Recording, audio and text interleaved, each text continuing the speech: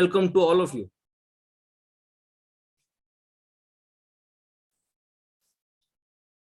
Good morning. Assalamu alaikum. My dear friends, dear brothers, indeed it's a pleasure to have you all on a weekend. My dear friends, today we are going to have a very beneficial talk, which very few of us know about it. It's going to be a very enlightening talk, very edifying talk. It's on knowledge-based engineering, or KBE. Let us understand more about the subject from the expert. Let me give a brief introduction about the speaker. Speaker, Mr. Syed Muhammad Abdullah, is a mechanical engineer, did his engineering from UVC Bangalore. He also did his master's in automobile engineering from Value Institute of Technology. After completing his master's, he joined Tata Technologies as a trainee, worked there for a couple of years, and later joined Michelin Tires. He's currently working there as a manager. He's into research and development, and he's also published a paper on development of parametric acoustic air FEA mesh for tire noise performance calculations using finite element analysis. He's an educationist, he's a philanthropist, he's very pious, and Hafiz al-Quran too, alhamdulillah. The list goes on. So we have a time constraint. I stop here and I welcome Mr. Abdullah to take over. Mr. Abdullah, over to you. Jazakallah khair for the introduction, Siraj bhai.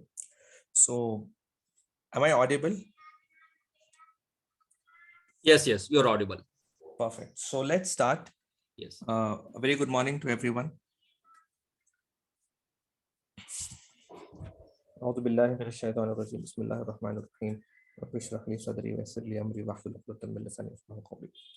So today we'll be discussing a brief overview on this topic called knowledge-based engineering. This will be the agenda for today's presentation. We'll have a brief introduction and overview, and then we see a few applications with some case studies and the technology landscape and career prospects in this particular field of knowledge-based engineering. And at the end, we summarize the entire presentation, and I'll be happy to answer a few questions at the end, if any. Let's begin with a few the introductory couple of slides we'll use to set the tone for the presentation. So this is a very relevant quote, at least in today's times, right? So Jeff Immelt tells, if you went to bed last night as an industrial company, you're going to wake up today as a software and analytics company. So we see software and analytics all around us, and we see this typical transformation of the product development companies and the industrial mechanical engineering companies, slowly shifting their focus and slowly adopting the new paradigm of software engineering and analytics, data science, and AI, machine learning. So Jeff Immelt was the CEO of General Electric, ex-CEO. He was there. I think he was there till 2018 or something. So this is a very relevant example wherein the companies are leaving the old legacy ways and migrating to the new ways which are relevant in today's industry.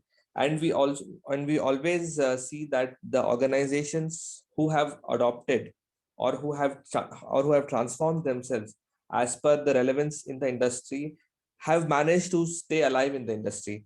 And at the same time, we see organizations who have not adopted to the new methodologies, to the new techniques, and at their time they had a lot of market share. They were very prominent, but because they did not adapt to the new techniques and technologies, they slowly started fading away from the from the landscape of the industry.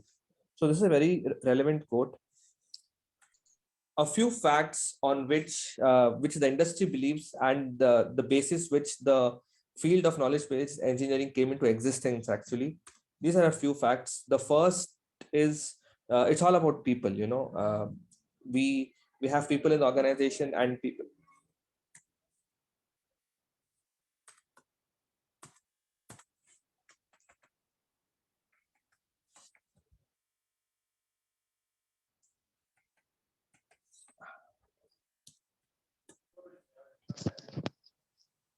Hello.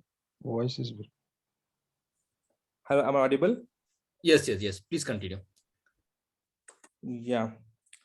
I guess there's a There's some problem. My screen has got stuck.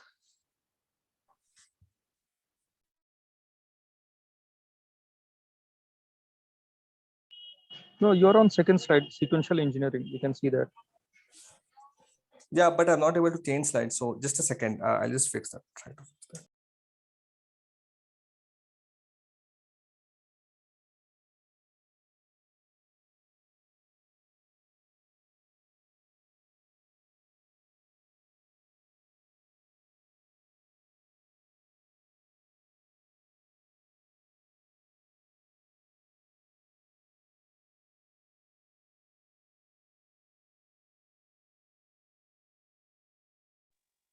Try to close and restart your PPT.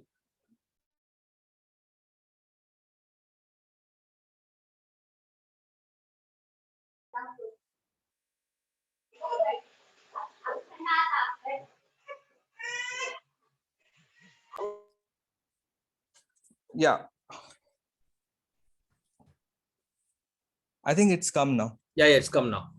Right. So these are a few facts based on which we have the whole field of KBE. So it's all about people. People are the greatest asset any organization can have, and people are valuable because of the knowledge what they possess, and it's imperative to capture and reuse that knowledge because people in organization, they come and they leave, but the knowledge should be captured and it should be reused. It should not be like reinventing the wheel. And also we speak about the time. The time is the factor which actually uh, helps us to gain prominence in the market. It's very valuable, and it has to be mostly used for the actual engineering works. We end up using time for the non-engineering works usually. uh, I'm sorry, there's some issue with the laptop, so please bear with me. uh, we end up using time for mostly for the redundant works and the non-engineering works. Um, so if we save that time, what we use for redundant works, we can use that time for more creative works and actual engineering tasks. And a small productivity gain, when it is multiplied by a large user base, it will yield enormous amount of results. For example, we managed to save, say, 2 minutes in design, but at the same time we have 4,000 engineers who work on the same design. So we managed to save, if you look at the larger picture, we save around 8,000 minutes. So if you look for one user, it's very small, 2 minutes is actually nothing. But then when you multiply that with the amount of users that application has, so 2 minutes saved into say 4,000 engineers will save you 8,000 minutes. So that's a big amount. And to have a good quality product, uh, starting early at the design stage, and to have a good accuracy of products, it helps us a great deal in saving the cost and time at the end, when the product is ready for the production stage. So to identify the defects and to rectify the defects at the design stage is a lot more easier than to identify them and rectify them at the production stage, because you would have finished your design, you would have freezed your design, and at the time when you are about to start your production of your product, and then you identify, know that this particular feature was supposed to be there and it's not there. To rectify that, it is a huge task. You have to do everything again, repeat all over things again. But the same thing you identify at the design stage, it will help you save a lot of resources. And to do this task, we need a few particular tools what KBE provides. And of course, we all know this, that the time to market can be reduced by optimizing the time and cost of your product development.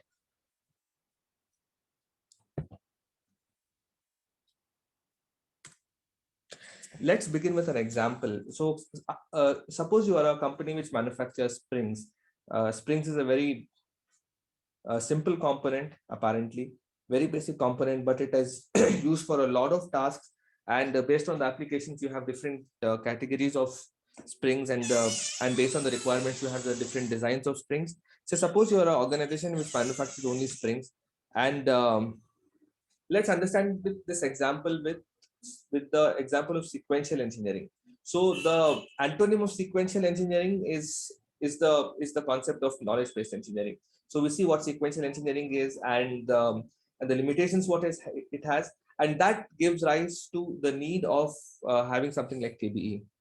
So typically you have your customer and he gives you the requirements to your technical team or your design team. And then you have a design review. The customer gives the requirements in a layman term. He tells, I want this specifications in a layman term, not in a technical term. Now your technical team or the design team, they sit and translate that requirement into your technical specifications. That this, in order to meet those requirements, what technical specifications your product should meet. Something called a design review. It is known by different names in different organizations. And then you give it back to the customer. The customer is not happy. He tells, no, you have not understood my requirements correctly. So these things have to be changed. And then you again get together your design team, and then you plan for a change. Now the difference here is, if you would have had a good approach of design, if you would have had a modular approach or generalistic approach of design, you would not have to change much. But then if you would have followed the typical engineering process of design, that you design only for the specific requirement, then you have to change your everything. Suppose you have spent around 100 hours in the design, so you have to at least spend 80 hours to redesign the same thing as per the new requirement. But if you would have adopted modular approach of design and generalistic approach of design, what KBE offers, in that case, you would have to change only around 20-25% of your design, and the same goes with time. You would have to spend only 20-25% of your time also. So this is a case of sequential engineering wherein we don't have the involvement of KBE. So again, you have a design review as per the change specifications, and then you give it to the customer. He's not happy at all. So at the end of the day, the customer is not happy, and you are not happy, and your company is not happy. Now, this is the case of a typical engineering work, or the or the top-down approach, wherein your customer gives the requirements and you design only based for that requirements. You don't have a generalistic approach for design, wherein you can just plug in your customer's request, plug and play architecture you are not using, because of which you have you lose time, you lose money, you lose your peace of mind, you lose a lot of things. Now we come to what problems knowledge has. Knowledge, what we possess in terms of our technical skills, the product knowledge, this knowledge comes with a set of problems.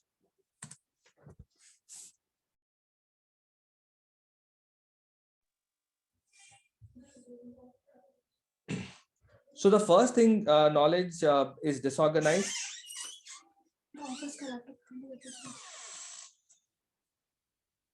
The knowledge is disorganized. It is not there in specific format. It is there in I have seen, I used to work for a project a couple of years before. So I have seen knowledge or their equations and their theories on papers, literally on papers.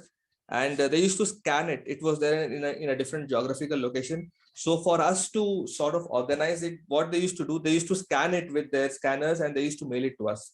So that's how, so I'm talking about legacy companies, the companies which have been around for the last, say, 80, 90 years, 100 years.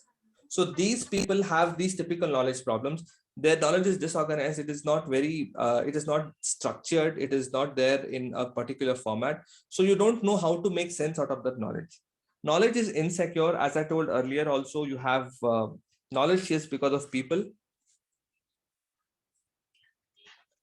Knowledge is because of people. In organization, people come, people go. And when people come with their knowledge. And when people go, unfortunately, they go with all the knowledge they have.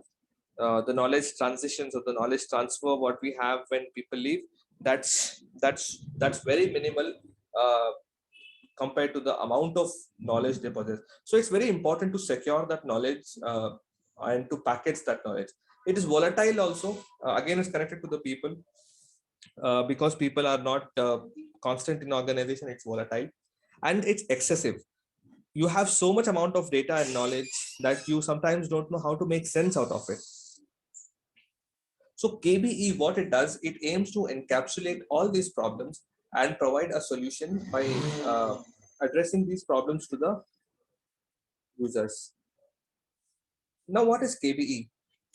So there is no one definition of KBE, specific definitions. So people who have been using it, they have defined KBE in their own terms.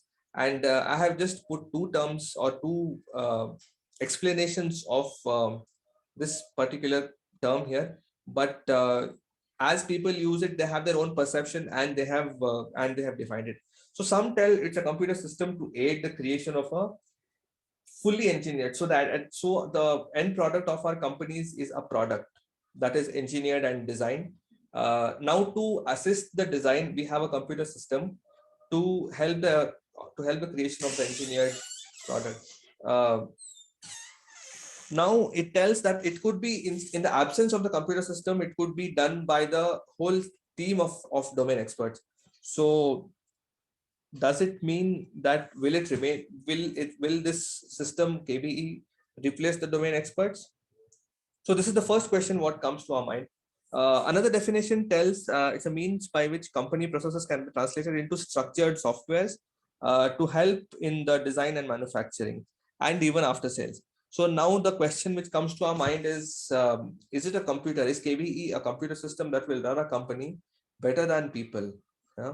So these questions are the first questions which actually come to the mind of typical design engineers or users whenever the concept of KBE is presented to them. Now, we will not answer these questions in the due course of the presentation. You yourself hopefully will find an answer to the questions, and we can discuss at the end also. Now let's see a little bit of history of where does it all come from. So it all started with the advent of artificial intelligence, wherein we started getting exposed to the intelligent software. Intelligent softwares are which take decisions by themselves without being explicitly programmed. So it all started with AI, and then a bunch of people who were working as design engineers in the product development companies. So they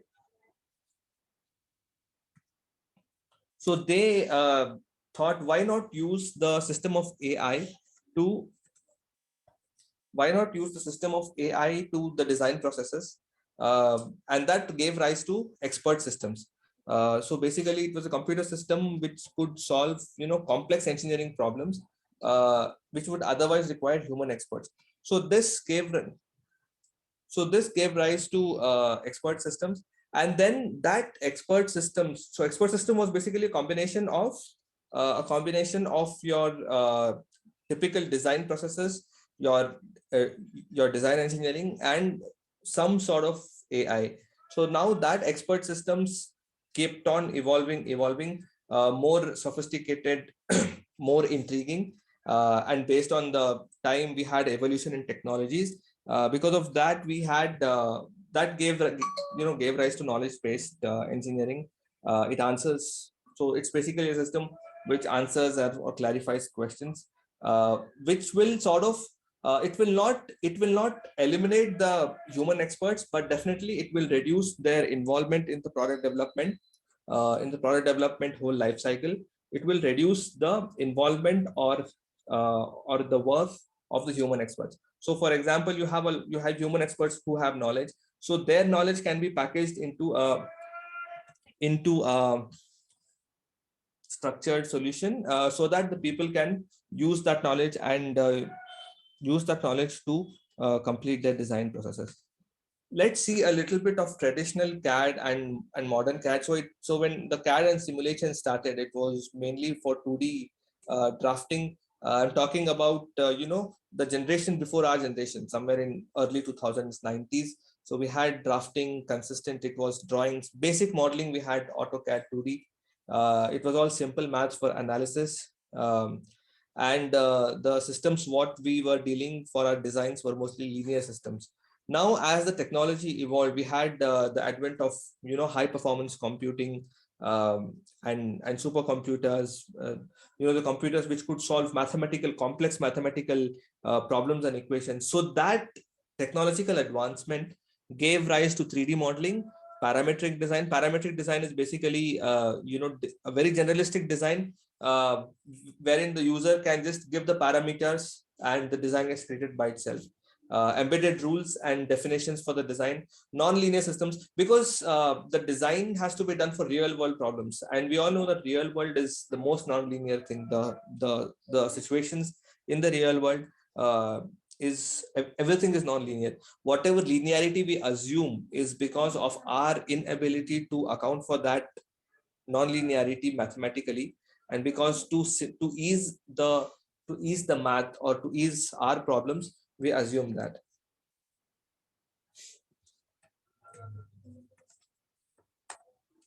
And then we had as we had technological advancement, we also had the advent of AI, ML, and the use of these concepts, artificial intelligence and machine learning, to engineering.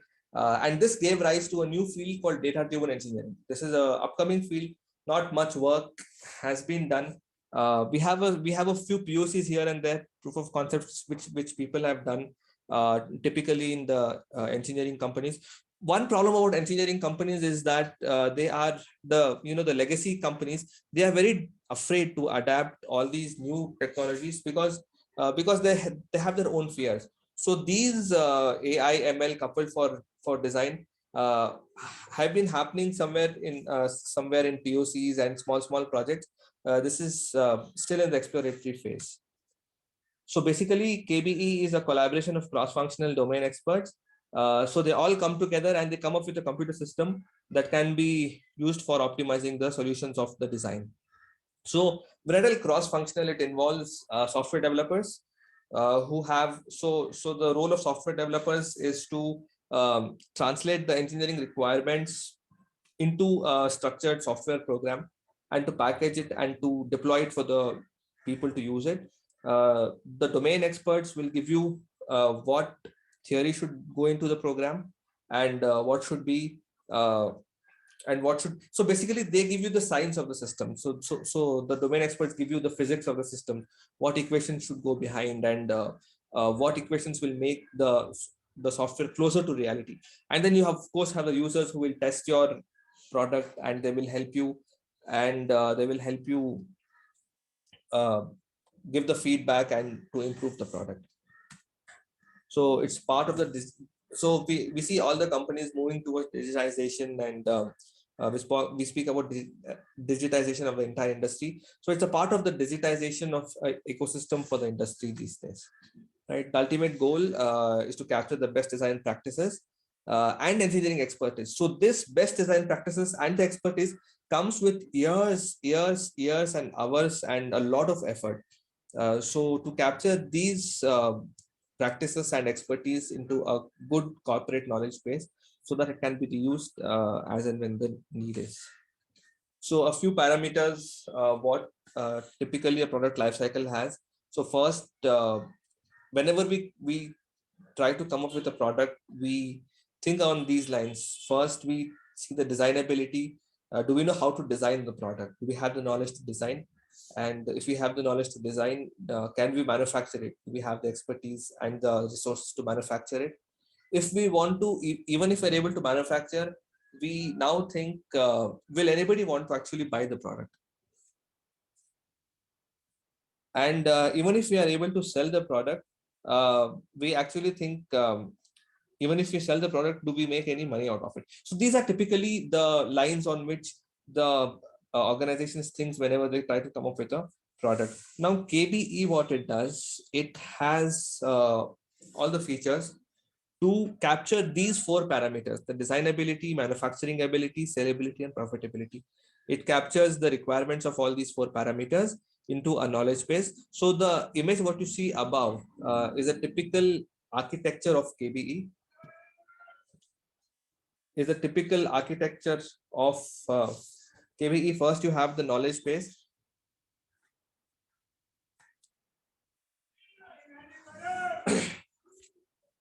Just a second.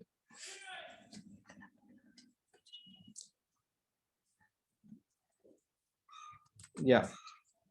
You have the knowledge base. So here you dump all the knowledge what you have, mainly the engineering knowledge, the product knowledge, all the rules, all all the requirements, all the rules, mainly the science of the system, the physics of the systems. That goes in the knowledge base. And then you have an inference engine, or you have an interface with which you can interact with that particular knowledge. So this inference is an algorithm, basically a logical program, which actually makes sense out of that knowledge. Here you have all the knowledge, and this inference engine, it's an interface which tries to make sense out of that knowledge, and see what knowledge to be used and how it is to be used. And that is used by a user through a user interface. And that's how the KBE system works. Now, if you see the benefits of KBE, it is very much self-explanatory, nothing to explain here. In a typical engineering lifecycle, you have routine tasks more than 60-70%, and the creative work is around 30%. Now, with the use of KBE, what it does, you automate your design, you capture the knowledge, your design is automated. Because of your automation, you have a lot of saved time, and that saved time, the time which you save to do the repetitive tasks and redundant tasks, so that time can be used to for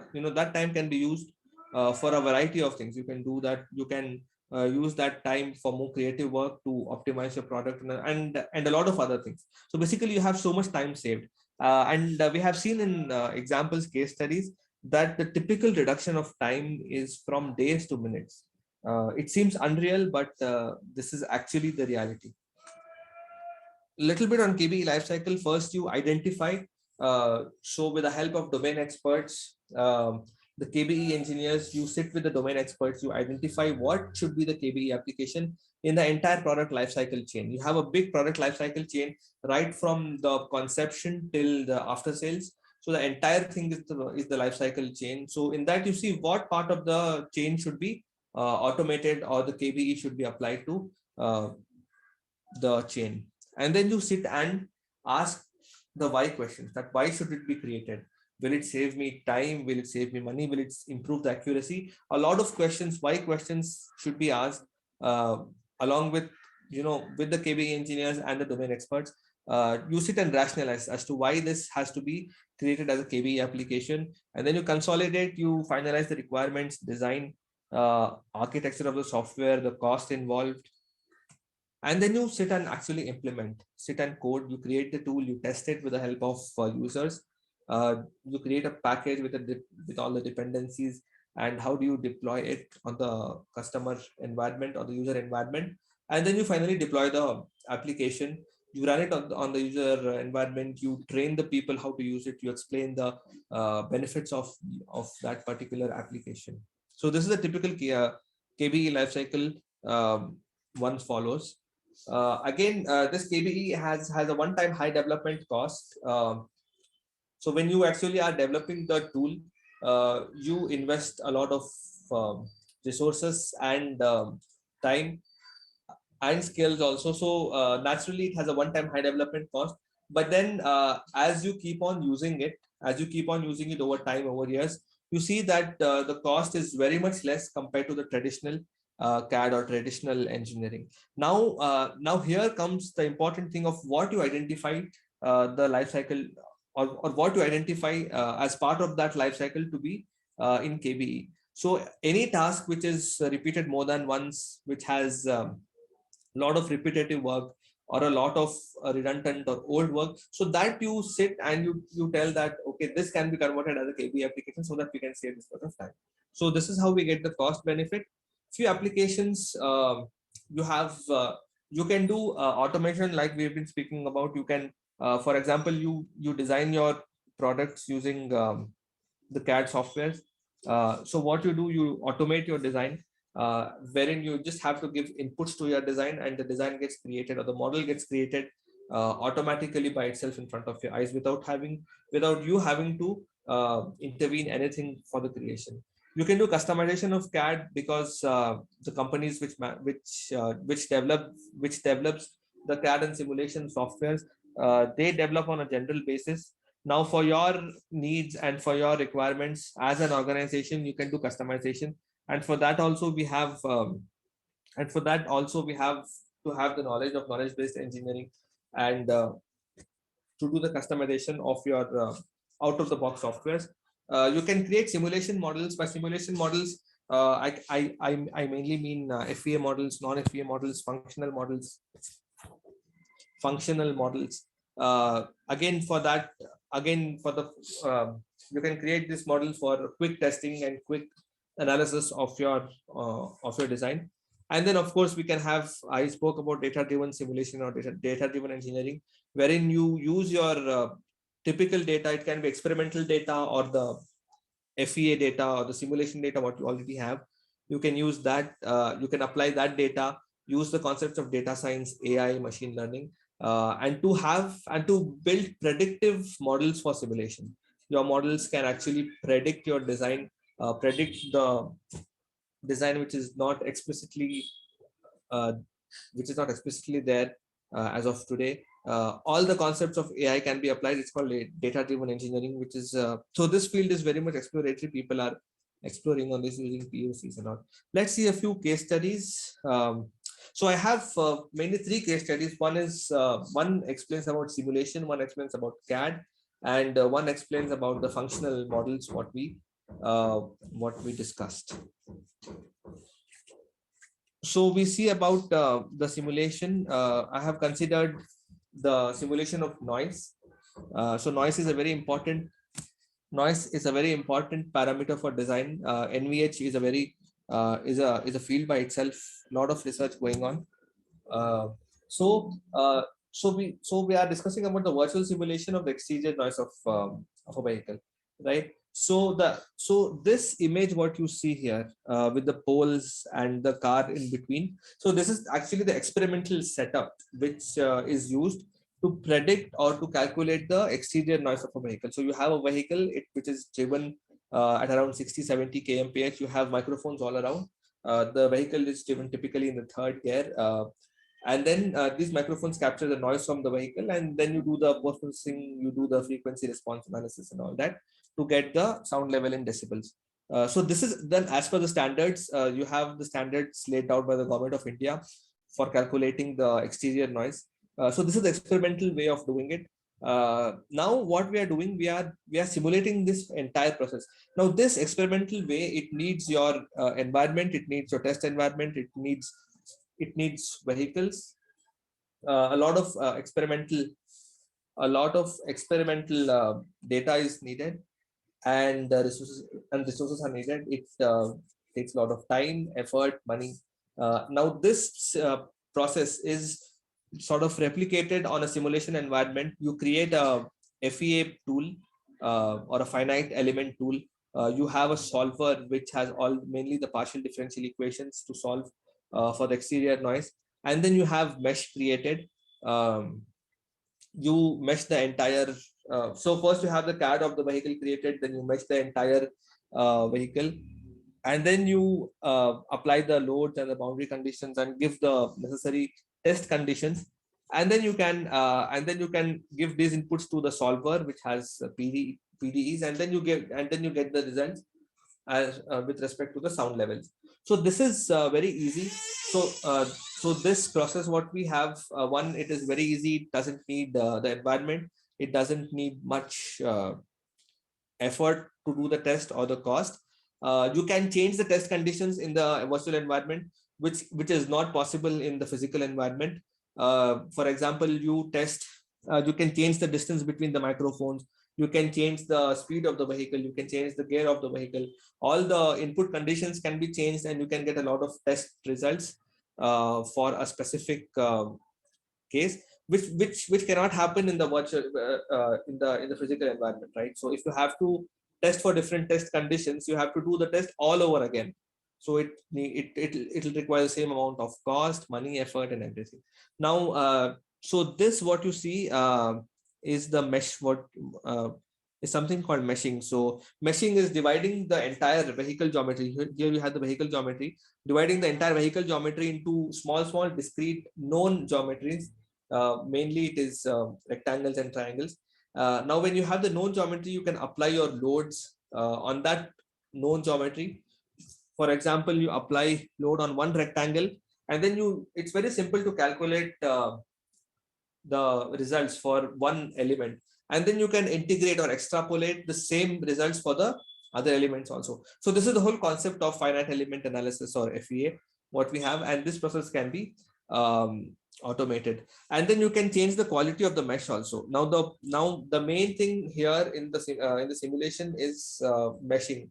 So the results depend a lot on your meshing. So if you have a good mesh, you get good results with good accuracy. If you have a bad mesh, you get unrealistic results from the computer. You can change the quality of the mesh. Here you see the mesh is more uniform. The division of the elements into discrete geometries is much uniform. Here you see it is not uniform. Here it is very much small elements near the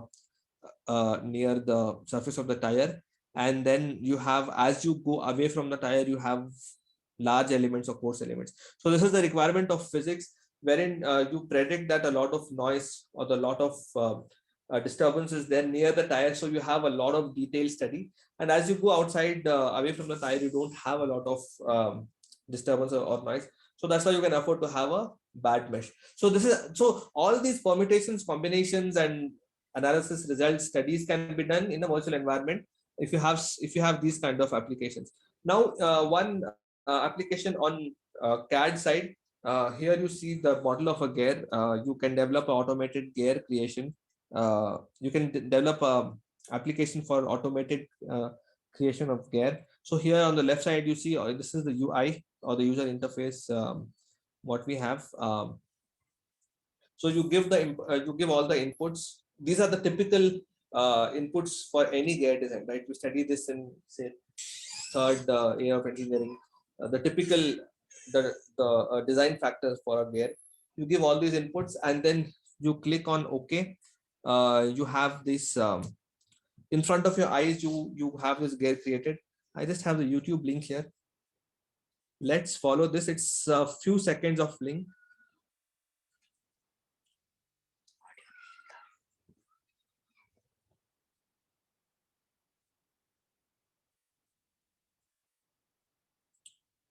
We have, I think it's around 30 or 40 seconds. It's worthwhile to watch. It's actually very interesting to watch this automated creation of models with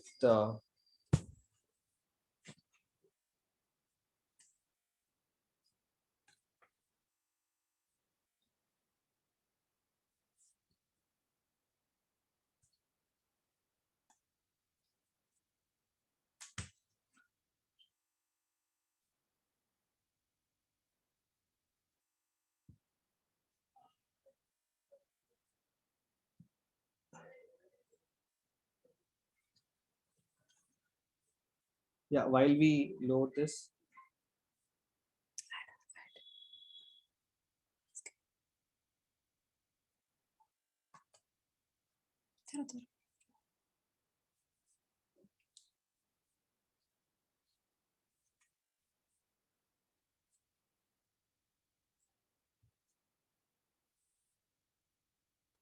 Yeah, we can fast forward this. So this is done on an application called NX. This is a CAD software which is developed by Siemens, very widely used CAD software in the industry.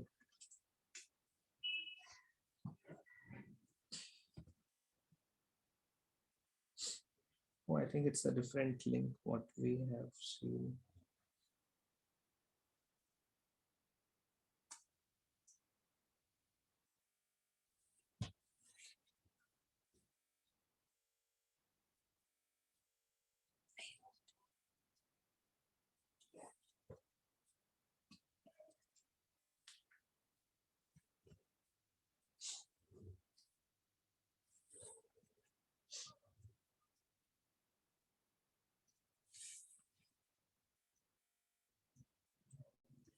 Oops, I see some lag in the network. So maybe we can go ahead at the end of the presentation. If we have time, we can look into this video. So basically, the whole idea is you have an application, and at the back end of the application, you have your entire code. You have all your theory of your gear design and everything, and then mainly geometrical based.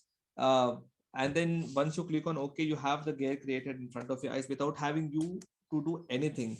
Um, you can create the 3D model of gear automatically. That will generate the 2D drawings also, all the front view, side view, isometric view, top view, and then it will create the drawings ready for the it will create the drawings ready to be given for the manufacturing. So that is how automated the whole process is. And then we have functional modeling, what we saw. Functional modeling is basically, you know, uh, translating your equations or translating your theory to software so that you can have multiple testing. You can have a lot of input conditions. You can do a lot of testing and get the results. So typically, I have considered an example to calculate the power of an engine. Um, to calculate power of an engine, so typically this is the formula 2 pi nt by 60. Again, torque, again it depends on your total force and the radius. Again, the total force depends on the rolling resistance of tires, your gradient. Gradient is the slope on which the vehicle should climb, and the aerodynamic factors whenever you drive for more than 80 kmph, and of course the inertial forces. Now again, if you see the rolling resistance, so it's a very involved and a very complex mathematical procedure. Now if you try to do this manually, it will have a lot of complexities, lot of problems, no accuracy and stuff. Now the same thing, if you if you package and structure this in a software, so this is a one-time activity wherein you sit and code these complex equations, and then you can use it for life. You can give the equations, you can give whatever inputs you want, you can change the empirical factors to absorb the changes in the results, and all that you can do. This is only possible when you have a structured program with all these equations in the backend. Because again, you see RR, the rolling resistance again is a function of so many factors. Again, the aerodynamic force, the coefficient of drag, what we call, again, that is a function of the shape of the car, the viscosity, and a lot of other factors. So all these factors can, so to do this calculations and to do this analysis manually takes a lot of effort, a lot of time. Again, as I told you, no accuracy. Now this software, if you use for any analysis, that will help you with time and effort and cost. Again, KBE is not restricted to mechanical engineering only. You can have KBE for other branches of engineering also, like civil engineering. We'll see in the other branches also. So this is a typical KBE tool. I have not worked on KBE for other branches of engineering, but then what I got from some work is you can use this KBE for a structural designs and to design these stairs. So I saw one KBE application to have the custom design of stairs. You just have to give your requirements, and the design of stairs gets designed automatically in the application. So this is how it can be used for others. Again, in the electronics also, we speak a lot about ABS and all that. ABS comes with its own algorithms. So to sit and code that algorithm and to apply that algorithm, do the testing, again, that's a KBE process in the electronics embedded systems. Now, coming to the technological landscape, what KBE has. So as I told you, it's a combination of software engineering and your domain expertise.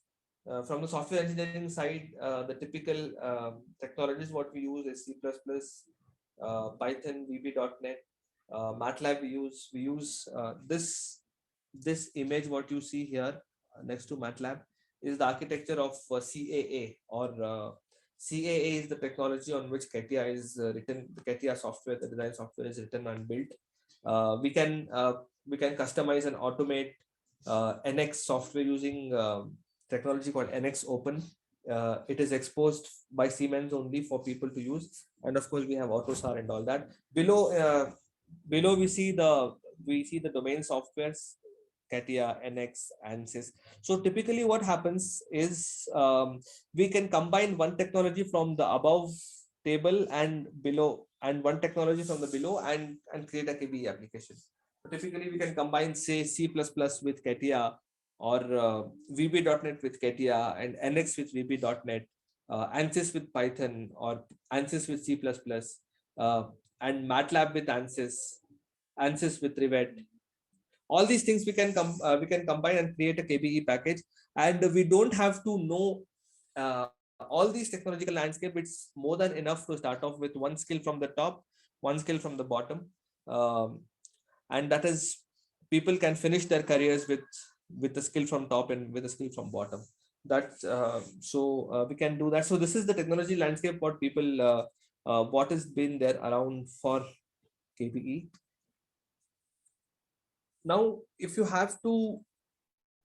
anyone is interested to have a career in KBE, what are the prerequisites? So as I told you, you need to have software engineering skills, C++, .NET, Python, the computer architecture, statistics for the use of machine learning and stuff. And then you have to have mechanical engineering knowledge, or the knowledge of engineering. It can be mechanical, civil, electronics. Here I have considered mechanical systems. You need to know the mechanical systems, the physics behind them, the CAD aspect of it, the CAE aspect of it, manufacturing knowledge. And then you can combine. So the combination of these two skills is a KBE engineer, right? So so typically how it works, given the way we are educated here in India, so one can have one studies, for example, one person, he studies one particular engineering, say software engineering or mechanical engineering. So he or she, they can acquire the other skills. For example, I'm a mechanical engineer. I can acquire the software engineering skills with some trainings, with some projects and stuff.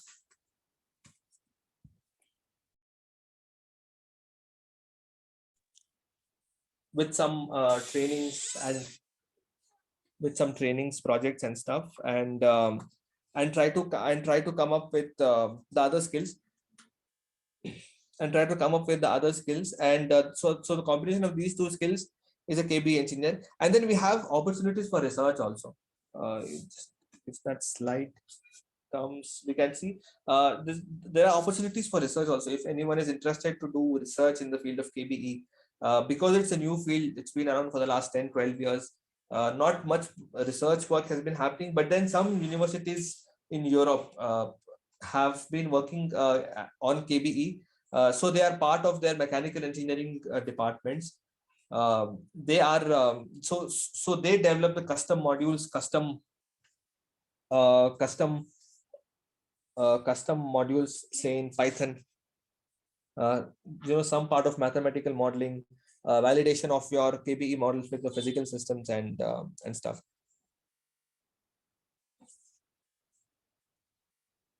Now a bit of summary of the whole presentation. It's quite an efficient way for the product development. It has a wide horizon of applications, as we saw. It can, yeah. So this was the slide. I'm sorry for that lag. So this, I was explaining this about the mathematical modeling and the research aspect of it. If someone wants to have a career with research in KBE, so this ParaPy is a custom module developed by TU Delft, it's a university in Delft. So we had worked with them for a project called ParaPy. It's an open source Python library. So this is used for the design of aircraft wings.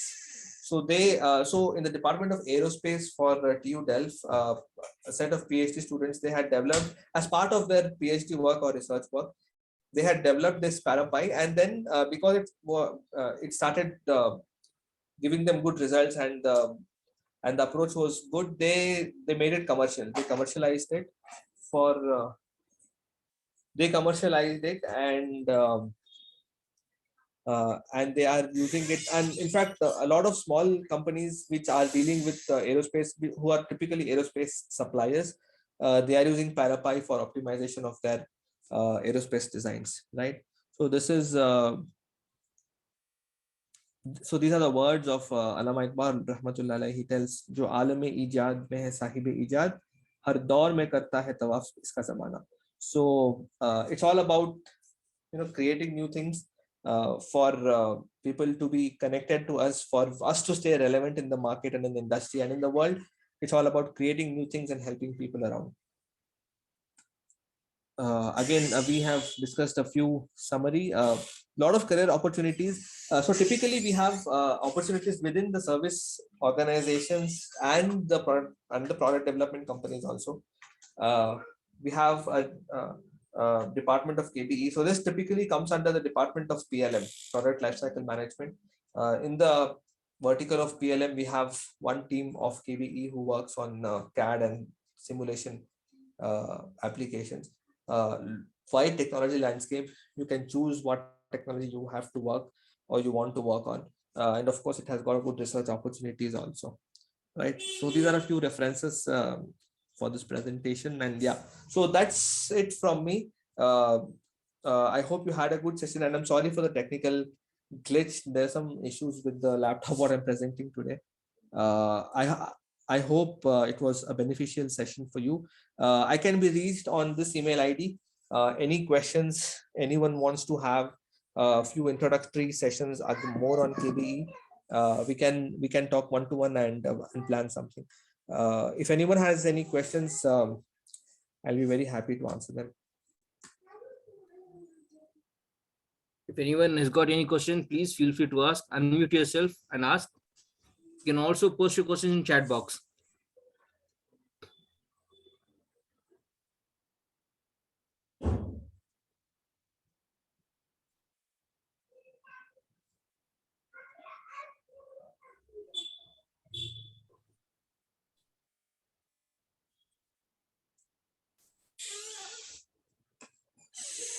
Any questions from the participants?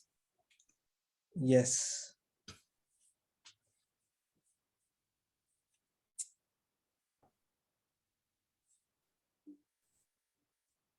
Yeah, a brother has asked a question, Hasil. Yes. How do we get into this? Get into this field? Yes. Okay, so again, as I told you, the skills needed is a cross-functional skill of your engineering and software engineering. And with regard to job opportunities, we have a lot of opportunities within the service-based companies like TCS, Infosys, Wipro, and all that. And product development, all the product companies, they have this requirement called design automation engineer. They have a variety of designations for this, right? So so it has and these are all available on all the portals what we have, the job portals around. If you're asking about the skills to get into this industry, brother, then it's a combination of software engineering skills plus your CAD skills or CAE skills. And again, I tell here that you don't need to be an expert in both the skills, right? So if you are good with one particular skill, say you're a very good CAD designer or a very good CA analysis person, with a little effort you can say learn C++ or say learn Python, and then you can start off in this field on an entry level, and then slowly with experience, with the exposure to project and stuff, you can keep on building your skills. So it's like that. I hope this answers your question, brother. If you have any more questions, you can have a follow-up question also on this. So there's another question from Afsha. How can this be customized for use in construction? I did not quite get your question. How can this? So you mean how can this KBE be used in civil engineering in the construction activities? Is that what you mean, brother? Probably it's there in the chat box, Abdullah. Probably this is what he okay, so he I assume that you're meaning you want to ask this, that how KBE can be used for civil engineering. So yeah, yes, civil engineering, you have structural engineering. So that's where you can use this in structural engineering. Again, you have your AutoCAD, you have your softwares called Revit, and FEA software is what you do for structural analysis of buildings. So to aid, okay, you have a design consultancy for that. What softwares do you use? Typically, what softwares you use for your design? If you're talking about any CAD and simulation softwares, then yes, definitely you can have Of course. So AutoCAD and StatPro. So yeah, definitely. So AutoCAD and StatPro, these are standard softwares, right? So these softwares would have been built on some technology or some language. Say AutoCAD mainly is built on maybe on C++, right? So AutoCAD itself, Autodesk, the company which develops AutoCAD, so they would have themselves given some APIs or some documentation on how to program AutoCAD. So by connecting your AutoCAD software to C++, you can or connecting your AutoCAD software to Python, you can create scripts and you can create applications wherein you can do automation of these things. Now, specifically what technology can be used, what softwares can be used, that again can be discussed one-to-one perhaps, because we have to see that which software or which language AutoCAD uses and which language it's compatible with. But yes, definitely it can be done, and it can be coupled with a software language, and you can start automating and customizing your softwares. Right?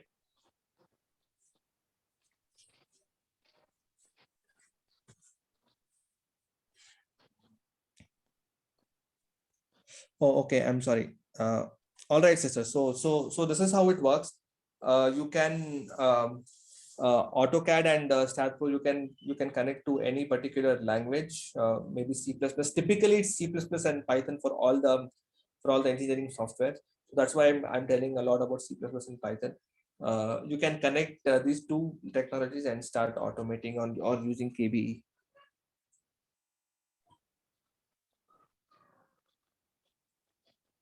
Any other questions? Any other questions?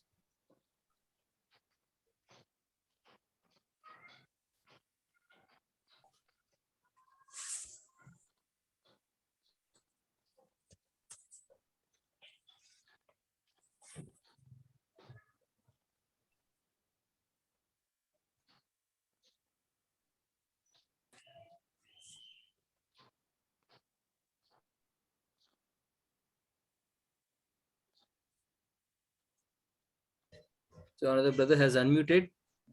Mehtab Ansari, do you have a question? No, not. I have just joined, so I don't know much about the session.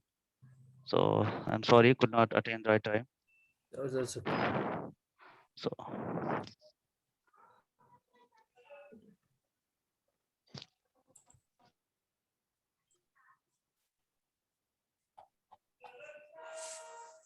I think there are no more questions from the participants. So we will conclude this. Yeah, I think we can conclude this. Jazakallah, everyone. Thank you. Jazakallah. Thank you everyone for taking your time in our session. And Mr. Abdullah, speaker, your talk on KB was one of the most interesting and knowledgeable. Thank you so much. It's an honor to have you here in the forum. We believe that the knowledge you shared us immensely in the development of our career and eventually translate this into better programs. So your time was precious. We are grateful. You shared some of it with us today, and we look forward for your participation on future events too. I thank you once again, all the participants. Thank you so much. We look forward to see you again. Yeah, thanks Thank you. everyone. Jazakallah khair. Assalamu Jazakallah, alaikum. thank you.